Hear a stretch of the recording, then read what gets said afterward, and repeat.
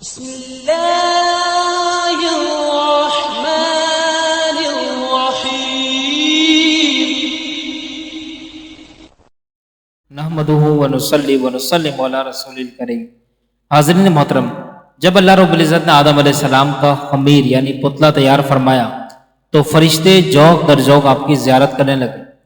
تو شیطان چونکہ حسد میں مبتلا تھا اور وہ یہ سمجھتا تھا کہ آدم علیہ السلام سے میں افضل ہوں، اس وقت میری زیارت ہونی چاہیے تھی، ان کی زیارت کی جا رہی ہے۔ تو شیطان نے غصے کی آگ میں بھڑکتے ہوئے، حسد اور تکبر کی آگ میں بھڑکتے ہوئے آدم علیہ السلام پر تھوک دیا، اور وہ تھوک اس مقام پر جا کر گرا جو ناف کا مقام۔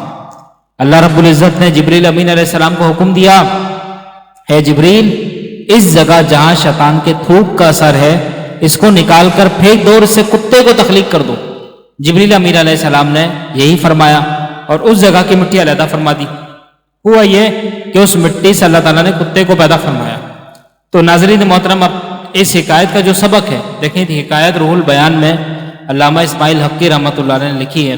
اب اس حکایت کا جو حاصل ہے وہ یہ دیکھیں، کتا جو بنا ہے وہ شیطان کے تھوک سے بنا، جس مٹی پر شیطان کے تھوک کے اثرات تھے اسی مٹی سے کتا بنا دیا گیا۔ اب دیکھیں، کتا انسانوں سے مانوس ہوتا ہے، انسان اسے پال بھی لیتے ہیں، اور یہ جنگلوں میں نہیں رہتا، آبادیوں میں ہی رہتا ہے، انسانوں کے ساتھ ہی رہتا ہے۔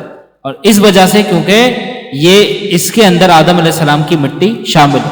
پھر دوسری وجہ یہ کہ دیکھیں، جبریل امین علیہ السلام کے ہاتھ اس پر لگے، تو اس وجہ سے اس کے اندر یہ اثر ہے کہ پوری رات یہ جاگتا رہتا ہے، اس کو نیند نہیں آتی۔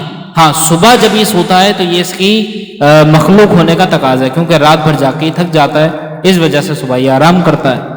اور تیسری بات یہ کہ اس کے اندر جو شیطانیت ہے وہ ابلیس کے تھوک کا اثر ہے، کہ یہ وفادار تو ہے لیکن کبھی کبھار نقصان بھی دے جاتا ہے، بلا وجہ انسانوں پر بھوکتا بھی ہے اور نقصان بھی دے سکتا ہے۔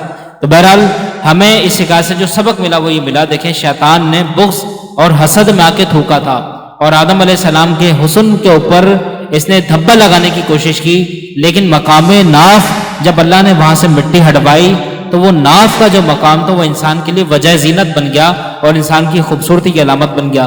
تو پتہ لگا، جب بے باک اور شیاطین جب اللہ والوں پر بھونکنے کی کوشش کرتے ہیں، ان کو نقصان پہنچانے کی کوشش کرتے ہیں، تو اللہ رب العزت اپنے اولیاء کا مقام اور زیادہ بڑھا دیتا ہے، اور ان کے اس وار کو اللہ تعالیٰ اولیاء اللہ کے لیے وجہ زینت بنا دیتا ہے۔ اللہ تعالیٰ ہمیں سمجھ عطا فرمائے۔